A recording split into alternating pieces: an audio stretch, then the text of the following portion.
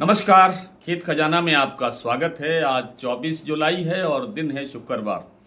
आज भी सरसों का बाजार एक तेजी का मोमेंटम लेकर के आगे बढ़ता हुआ दिखाई दिया। बाजार न केवल प्लांटों में बढ़ा बल्कि मंडियों के अंदर भी ठीक ठाक बाजार सुधरता हुआ तेजी के साथ आगे बढ़ता हुआ नजर आया। दैनिक आवक आज भी घट करके 2.5 लाख बोरी रह गई, जो कल 2.25 लाख बोरी थी। और उससे पहले तो 2.5 लाख बोरी चल ही रही थी, आप सब जानते ही हैं। तो यानी आवक के सुधरने का, यानी आवक बढ़ने का तो कोई संभावना दूर दूर तक नज़र नहीं आती है। और सरसों का फंडामेंटल लगातार मजबूत होता जा रहा है। और सरसों का फंडामेंटल लगातार मजबूत होने के साथ साथ सरसों तेल की डिमांड बढ़ रही है और सरसों तेल के साथ सरसों खल की डिमांड भी बढ़ रही है। और इन सभी कारणों से आप जानते हैं कि जब तेलों की डिमांड बढ़ती है तो तिलहन की डिमांड साथ आती है। तो सरसों की डिमांड भी इसलिए बढ़ रही है। लेकिन अब मुझे यहाँ से एक छोटा मोटा एक करेक्शन, छोटा मोटा एक ब्रेक आता हुआ सरसों की रफ्तार पर दिखाई दे रहा है। शायद कोई छोटा मोटा ब्रेक होगा 25-50 रुपए का या 100 रुपए तक का। इससे ज़्यादा की गिरावट की गुंजाइश नहीं है और शायद बाजार ठहर भी सकता है। और इसलिए लगता है कि अगले सोमवार से, यानी अगला जो सप्ताह शुरू हो रहा है 27 जुलाई से, उससे फिर बाजार तेजी की रफ्तार में दिखाई दे सकता है। आज केएलसी काफ़ी सहायक रहा। हालांकि केएलसी की तेजी पर अंकुश रहा। वो इस कारण से रहा कि जो जो उत्पादन है जुलाई महीने में वो काफ़ी बढ़ा है, जबकि निर्यात के अंदर भी सुधार हुआ है।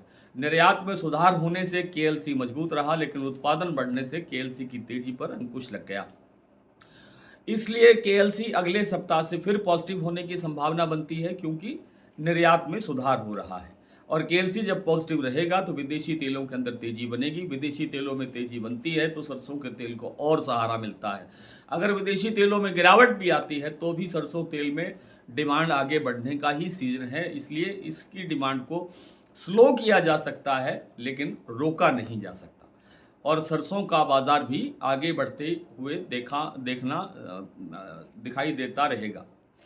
कुल मिलाकर के बाजार आज जिस तरह से खुला है, जैसे मैंने आपको अभी बताया कि भरतपुर मंडी का भाव कल की तुलना में 50 रुपये प्लस होकर के 7,965 पर खुला।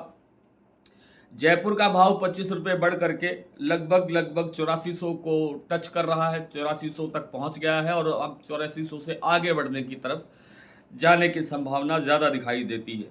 चरखी दादरी और दिल्ली लाइन पर भी 25-50 रुपये का सुधार हुआ। दिल्ली 8300 रुपये पर पहुंच गया, चरखी दादरी 8,275, अलवर 8,000, बरवाला 7450, हिसार 7600, मोरैना मंडी 7,900, ग्वालियर 7,900, खैरथल 7,980, टोंक मंडी 7,880, निवई मंडी 7,950, सिवानी 8,100, नडबई 7,965, खेरली मंडी 7,965, गंगापुर सिटी 8,080, रेवाड़ी मंडी लगभग 8,000, गंगापुर सिटी मैंने बता दिया आपको। और हिंडौन मंडी का आज भाव खुला 8,008 रुपये।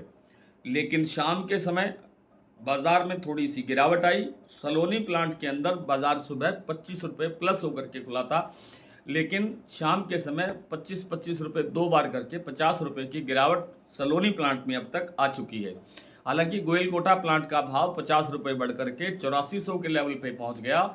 जो कल ही पहुंच गया था उसमें आज कोई चेंज नहीं हुआ। 8400 के लेवल पर ही कारोबार होता रहा, नहीं तो गिरावट आई और न ही बाजार आगे बढ़ा। लेकिन जो अलवर और बूंदी के जो प्लांट है अडानी के, वहाँ पर 50 रुपये की गिरावट ज़रूर देखने को मिली है। इसके साथ ही बीपी आगरा के जो प्लांट है उसमें भी 25-50 रुपये की गिरावट दर्ज हुई है। तो शारदा प्लांट में भाव 8600 रुपये, बीपी आगरा का भाव रह गया है 8655 रुपये, जो सुबह 8720 तक बढ़ गया था।